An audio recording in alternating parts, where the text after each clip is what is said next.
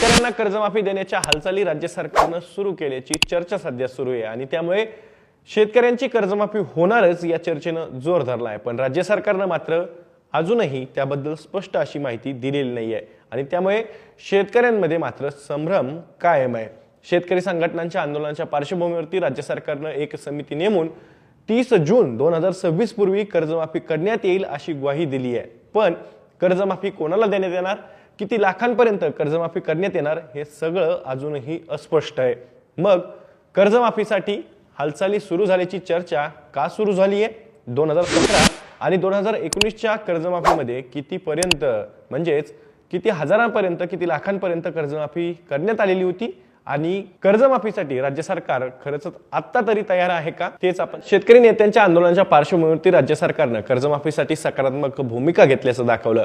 थकीत कर्जदारांसोबतच 2025 मध्ये ज्या शेतकऱ्यांनी नव्यानं कर्ज घेतले असतील किंवा कर्ज नवी जुनी केलेली असतील परंतु 2025च्या अतिवृष्टीमुळे ते बाधित झालेले असतील अशा शेतकऱ्यांना सुद्धा मार्च नंतर थकीत कर्ज त्यांचं झाल्यानंतर त्या शेतकऱ्यांचा सुद्धा कर्जमाफीमध्ये समावेश करावा अशा प्रकारची मागणी शेतकरी नेत्यांनी त्यावेळेस केलेली। त्यावर मुख्यमंत्री देवेंद्र फडणवीस यांनी माध्यमांशी बोलताना 30 जून पूर्वीची तारीख निवडण्यामागे सुद्धा हेच कारण असल्याचं सांगितलं।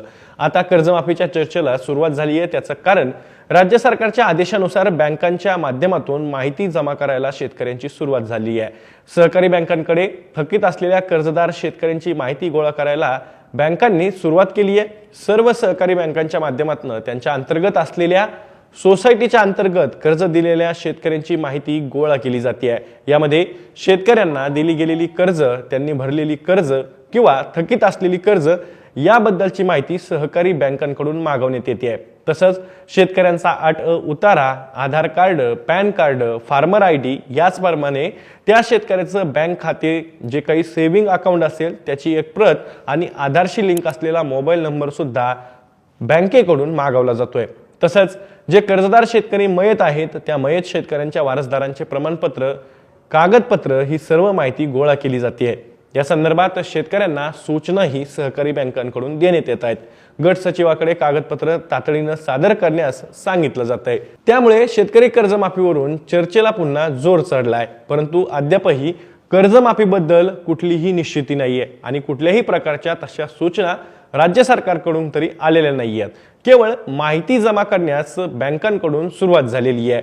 ही माहिती कर्जमाफीसाठी वापरली जाणार हे कुठेही यातून स्पष्ट होत नाही। पण यापूर्वीच्या कर्जमाफीची माहिती सरकारला हवी आहे, कारण तेही थकबाकीदार कर्जदार आहेत ज्यांना अजूनही लाभ पात्र असून देखील मिळालेला नाहीये।